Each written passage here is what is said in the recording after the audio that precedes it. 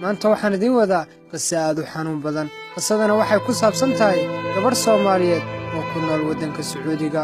markii hore waxay ahayd gabar ku filan nolol maalmeedkeeda ama kaafisan nolosheeda. waxaa la soo darsay cudur xagga keliyaha ah.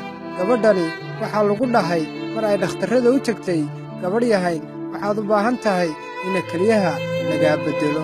runtii maaha mid awoodda inay keliyaha iska beddesho, hase ahaatee waxaa lagu dhahay maadaama aanay haysan waxaad keliyaha ku beddeshid, waxaa lagu samayn doonaa caawimaad xagga dhaqitaana oo ina maalin kastaba keliyaha lagaa dhaqo.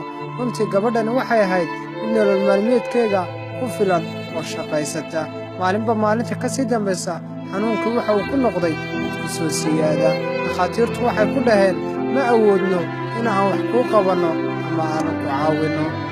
hase ahaatee iyada xanuunka haya waxa uu ku noqday mid aad u daran, sababtoo ah ma awooddo inay maalin kastaba keliyaheega lacagta lagu dhaqayo ay bixiso.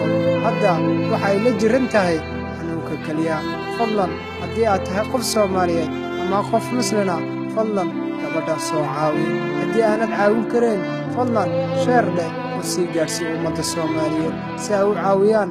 fadlan sheerka aad dhahdo ama qof Soomaaliya aad tusto ama qof muslina aad tusto waxa uu bixiyo adiguna ajar ayaad ku leedahay.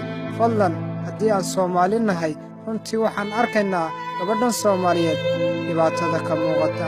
fadlan sheer dheh u gaadhsii ummadda Soomaaliyeed. wassalaamu calaykum waraxmatullaahi wabarakaatu.